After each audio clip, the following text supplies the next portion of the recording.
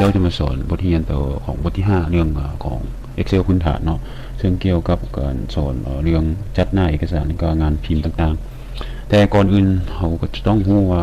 เราจะมักแบบใดก็คือเรื่องสีสันบ่เรื่องตัวหนังสือบ่เนาะ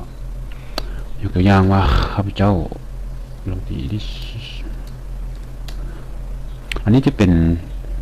คันซีเว้าแล้วอันนี้เป็นคือ default ก็คือตัวหนังสือพื้นฐานตัวหนังสือที่ว่ามันเซตเข้ามาจาก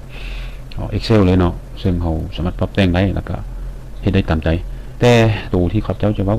ต่อไปนี้ก็คือเรื่องธีมก็คือเวลาเราไปpage layout เนาะอยู่ Excel เนาะแล้วก็จะไปธีมตัวนี้เวลาเราธีมหมายถึงหน้าตาหรือว่ารูปแบบที่ว่า Excel ที่ว่าเรามักเนาะยกตัวอย่างว่าข้าพเจ้าจับมานี่ก่อน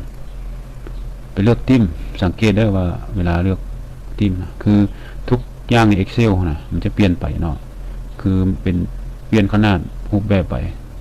นี่ฉะนั้นถ้าท่านมักตัวใดนะก็เลือกเอาตามใจเนาะว่ามักสีอย่างสังเกตว่าตัวหนังสือจะเปลี่ยนไปซึ่งฟอนต์ซึ่งเรื่องอย่างมันก็จะเปลี่ยนไปเนาะตามที่เขามักเนาะสมมติเจ้าเลือกตัวนี้เห็นบ่มันก็จะไปออกตัวนี้แล้วบทเฉพาะตัวที่ชาวาเขาเลือกแล้วนะเรื่อง color ก็คือเรื่องสีสันจะเปลี่ยนไปกันสีตัวนี้จะมีผลหลายอย่างต่อคุมพางที่ว่าเขามีเนาะตัวอย่างว่าเขาเจ้า insert เข้ามานี่ว่าเวลาสีตัวทำอิทที่สุดมันก็จะออกเพราะว่าเวลา color ตัวนี้นะเขาสามารถเลือกสีได้ตามใจก็คือทุกอย่างที่เรา insert เข้ามามันจะเป็นออโต้เป็นสีนั้นนะอันสีที่2สีที่3นะเราสามารถ customize ตัว color คือไปเปลี่ยนสีสันก็คือยกตัวอย่างว่าถ้าเจ้ามีกราฟหรือว่ามีเส้นแสดงเนาะ accent 1ก็คือสีที่1อยากให้เป็นสีอย่างสีที่2อยากให้เป็นสีอย่างสินะที่5ที่6สินะคือตามใจมักเลยว่าอยากใส่สีอย่างใน color ตัวนี้สามารถเซฟเป็นชื่อของตัวเองได้ถ้าว่าเฮามักสีตามที่เราเลือกนะเราก็ใส่ชื่อว่า my color หรือใส่ชื่ออย่างก็ได้เวลานั้นนะตัวอย่างข้าพเจ้าใส่เป็น my color คือสีที่ข้าพเจ้ามักเนาะจะเป็นสีเขียวโบเริ่มต้นก็เป็นสีเขียวอ่อนหลังจากนั้นก็เป็นสีเหลืองสิแล้วก็เป็นสีส้มสีแดงสิแล้วจะเป็นสีแดงแก่สิเห็นบ่อันนี้เป็นสีที่ข้าพเจ้ามักตัวอย่างว่าเซฟปุ๊บสีทำอิทที่สุดก็จะเป็นสีเขียวเนาะสังเกตว่าสีมันจะเรียงอันนี้จากสีที่1ที่2 3ตัวทำอิทมันเรื่องตัวหนังสือกับตัว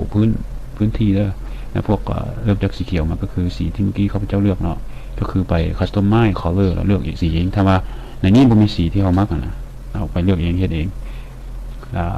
สีนี้เป็นสีตัวอย่างที่ข้าพเจ้าเฮ็ดออกมาแล้วสีเขียวก่อนสิตัวอย่างว่าถ้าไป insert รูปแบบใหม่ไป insert เป็นนะบอกมันจะเป็นสีเขียวโดยอัตโนมัติเนาะว่าสีทำอิฐที่เฮ็ดมันสีเขียว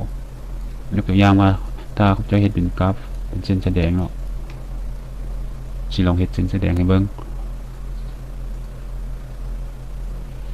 บ่สีทำอิฐก็จะเป็นสีเขียวสีต่อมาก็จะเป็นสีเขียวอ่อนสินะคืออันนี้คันเป็นเส้นแสดงเป็นกราฟเนาะนอกเหนือตัวนั้นก็จะเป็นเรื่องฟอนต์ก็คือเขาเปลี่ยนตัวอักษรได้ตามที่เรามักเมื่อกี้เขาจะเบิ่งธีมก็คือรูปแบบพื้นที่ของ Excel เนาะแต่วันนี้มาเล่าเรื่องตัวฟอนต์ก็คือรูปแบบของตัวหนังสือที่เรามักเนาะเขาใส่เข้าไปเลือกเข้าไปเนาะ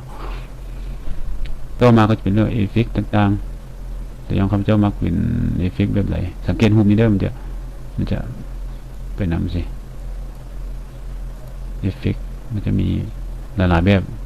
ให้ใส่เนาะนี่เป็นเรื่องการปรับแต่งหัวรูปต่างๆแล้วก็รูป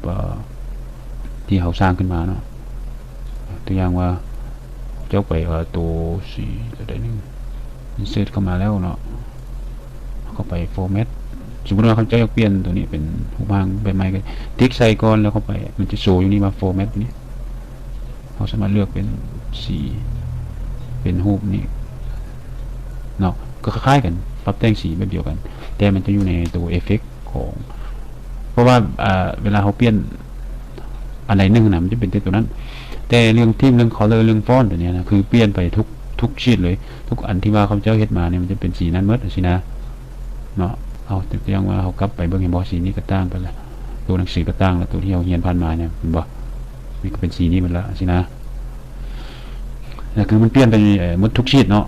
ถ้าว่าเขาเปลี่ยนอยู่อันเลเยอร์ตัวนี้นะแต่ถ้าเขาไปเปลี่ยนตามใจคือไปโฮมแล้วก็ไปเปลี่ยนสีเปลี่ยนเป็นฟอร์แมตบ่สินะอันนี้จะเป็นอันใดอันหนึ่งซื้อโจทย์จุงอันใดหนึ่งซื้อได้เวลาเอาไปตัวทีมกับพวก color font ตัวนี้ไปเปลี่ยนหมดทุกชีตเลยนะเนาะอันนั้นเป็นเรื่องสีแล้วก็ปรับแต่งอยู่ Excel เนาะบทต่อไปเราจะเรียนตัววิธีจัดหน้าเอกสารต่างๆนะขอเข้าใจ